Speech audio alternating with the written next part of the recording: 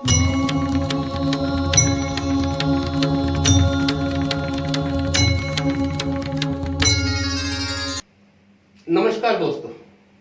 दोस्तों आज बात करेंगे शनि की साढ़े साथी। शनि की साढ़े साथी का हमारे जीवन पे क्या प्रभाव पड़ता है, आज हम इसको देखेंगे और इसके सरल उपाय भी जानेंगे।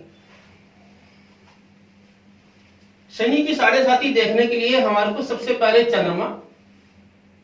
चंद्रमा से 12वें में शनि का गोचर हो, लगन पे गोचर हो और दूसरे भाव में गोचर हो, तब हमारी शनि की साढ़े साथी लगती है। साढ़े साथी मतलब 7.5 साल। शनि का एक राशि पे प्रभाव 2.5 साल होता है।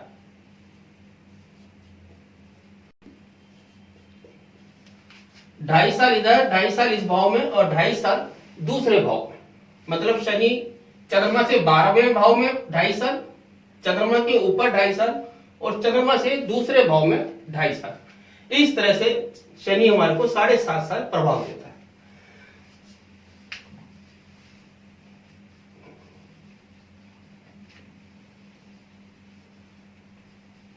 अब ये 7.5 साल हमारे को प्रभाव देगा कैसे?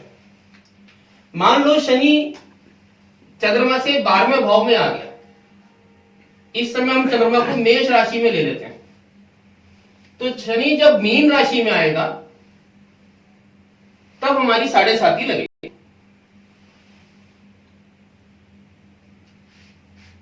ये मेष राशि और ये वृष राशि। 2.5 साल मीन में, 2.5 साल मेष में और 2.5 साल वृषभ राशि के अंदर जब इसका गोचर रहेगा तब 7.5 साल हमारे होंगे। मगर कुछ लोग कहते हैं कि शुरुआत में हमें फर्क नहीं पड़ा या लास्ट में हमें फर्क नहीं पड़ रहा। तो इसका क्या मतलब होता है? इसका मतलब सीधा सा है, इसको हमारे को एक सिस्टम से देखना है कि हमारे 7.5 साल कब होंगे और शनि का गोचर कैसे इफेक्ट डालता है। इसके लिए एक सिंपल सा मेथड है। इसके अंदर हमारे को शनि की जो डिग्री होती है, जहां से ये गोचर हमारा शुरू कर रहा है, और एक चंद्रमा की हमारी डिग्री। मान लो चंद्रमा हमारा यहां पे 15 डिग्री का मेष राशि में, 15 डिग्री का मेष राशि में, तो 15 डिग्री इधर की और 30 डिग्री इधर की आपकी मीन राशि की। इसी तरह से 15 डिग्री इधर की और 30 डिग्री वृषभ राशि की। इस तरह से 90 डिग्री जो गोचर होता है चंद्रमा के ऊपर शनि का, वो पूरा 7.5 साल इफेक्ट डालता है। अब जितना यहां पे चंद्रमा कम होगा उतना ही ज्यादा वो कुंभ राशि से भी गोचर शुरू हो जाएगा। अब किसी का चंद्रमा मान लो 15 डिग्री की बजाय 2 डिग्री का है,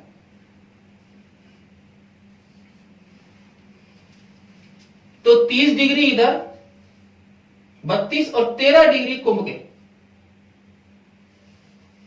तब उसकी शुरुआत होगी साढ़े साथी की। मतलब साढ़े साथी का प्रभाव कुंभ राशि से ही शुरू हो गया, जबकि हम कैलकुलेट कर रहे हैं उसको मीन से।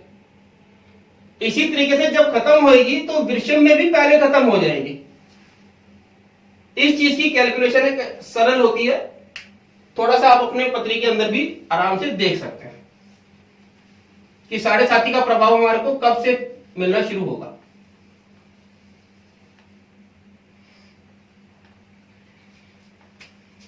दूसरा एक मेथड है इसका,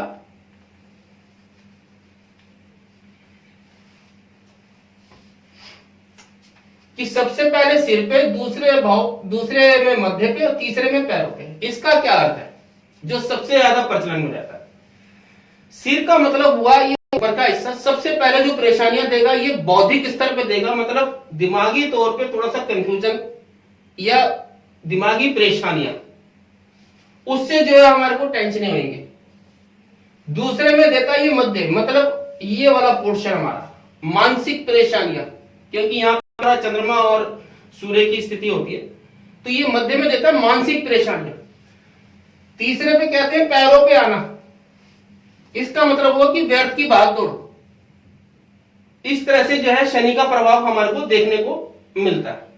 अब ये साढ़े साथी हमारे को देती क्या क्या है? सबसे पहले देती है मानसिक परेशानियां, शारीरिक परेशानियां, आर्थिक परेशानियां, पारिवारिक कष्ट, रोग, विघ्न, बाधाएं, ये सब चीजें हमारे को देनी शुरू करती हैं।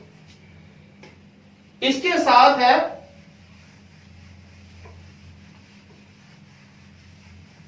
जरूरी नहीं है कि साढ़े साथी में ये सारे प्रभाव देखने को मिले। अगर शनि का गोचर शुभ भाव में है, अपनी मित्र राशि में है, तो इसका प्रभाव कम हो जाएगा। सिंपल सा एक मेथड हम देख रहे हैं, 3, 4, 5, मिथुन, कर्क और सिंह राशि। मिथुन में आएगा तो ये मित्र राशि में होगा, कर्क में आएगा तो शुभ प्रभाव नहीं देगा, ऐसे ही सिंह के अंदर ये शुभ प्रभाव नहीं देगा। इसी तरीके से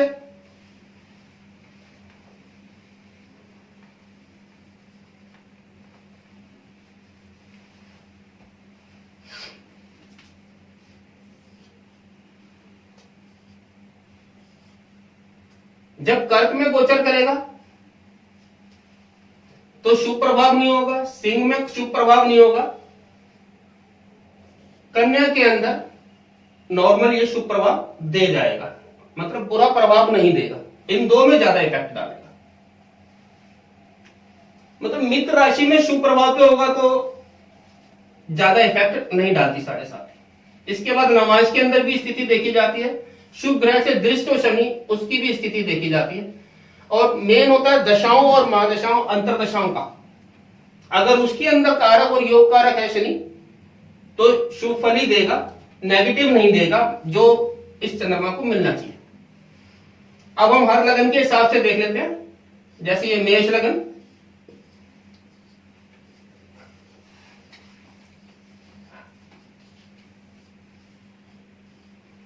चंद्रमा को हम मेष में ले रहे हैं। मीन में जब गोचर करेगा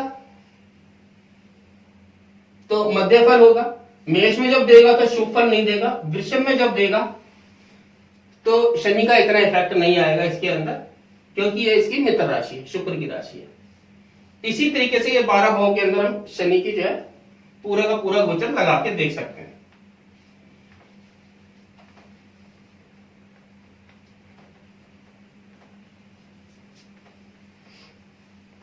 अब इस शनि के लिए हमारे को करना क्या क्या उपाय है?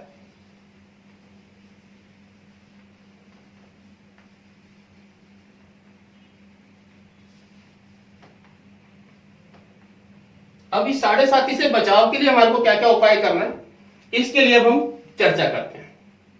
अब हम बात करते हैं शनि के साढ़े साथी के उपाय की।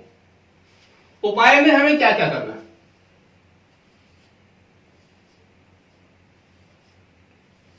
उपाय में सबसे पहले आता है वैदिक मंत्र, शनि का वैदिक मंत्र। इसके बाद बीज मंत्र, ये थोड़ा छोटा होता है, आराम से आप कर सकते हो, इसकी डेली एक माला। इसके बाद है शनि का दान, शनि की वस्तुओं का दान, काला कपड़ा, काले उड़द, काले तिल, सरसों का तेल, लोहे की कोई वस्तु। इसके बाद हनुमान जी की उपासना, सुंदरकांड का पाठ, हनुमान चालीसा का पाठ, जो आप करना चाहें, जो सरलता से आप कर पाए। शिव जी की उपासना, शिव जी का कोई भी मंत्र या महामृत्युंजय इसमें सबसे बढ़िया रहता है, नहीं तो ओम नमः शिवाय, जो आप सरलता से कर सकते हैं। शनि मंदिर में दीपक शाम के समय, साथ में आप शनि की वस्तुओं का दान भी आप यहां पे भी कर सकते हैं। सेवक मतलब जो आपके यहां काम करते हैं वो लोग, उनको समय पे वेतन देना और छोटी मोटी आवश्यकताएं उनकी पूरी करते रहना। यहां पे सेवक को कोई कष्ट ना हो, इस चीज का भी आपने ध्यान रखना है। इसके साथ है पीपल की सेवा। पीपल में सभी देवी देवताओं का वास होता है। इसके लिए क्या करना है, कच्चा दूध और जल मिश्रित करके आप पीपल की जड़ों में आप दें और साथ में एक दीपक जलाएं। शनिवार को ये काम करते हैं तो और भी बढ़िया है।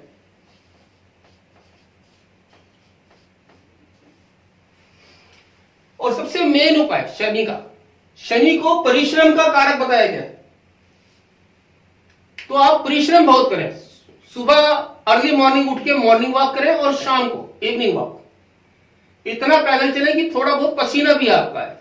तो सुबह के समय अगर आप ये वाला उपाय करते हैं मॉर्निंग वॉक का, तो ये भी एक उपाय हमारा बहुत बढ़िया होता है। परिश्रम का कारक होता है शनि, और सुबह ही अगर हम अपनी परिश्रम कर लेते हैं तो अशुभता की कमी आती है 7:30 की। इसके साथ हमारे गुरुजी ने एक मेन उपाय बताया था कि वृंदावन के अंदर पैदल चलना, रिक्शा का प्रयोग नहीं करना है उसमें, ज्यादा से ज्यादा आप पैदल चलें वहां पे, क्योंकि गौएं बहुत है वहां पे, और गाय जहां पे चलती है उस जगह के अगर आप पैदल चलते हैं, गौशाला में जाकर भी अगर आप ये काम करते हैं, तब भी अच्छा फल मिलता है। शनि की 7:30 का प्रभाव कम मिलता है। तो दोस्तों ये था आज हमारा शनि की 7:30 का फल जो आपको मिल रहा है, उसका उपाय और कैसे उसको कैलकुलेट करना है, इसको आज हमने देखा। आपको ये वीडियो कैसा लगा इसके बारे में आप हमें जरूर बताएंगे, और भी हम आपको सरल उपाय और भी चीजों के बताएंगे। अगली दशा जो हम देंगे आपको, वो देंगे मंगल दोष के बारे में, उसको भी आप जरूर देखिएगा। तब तक के लिए जय माता दी।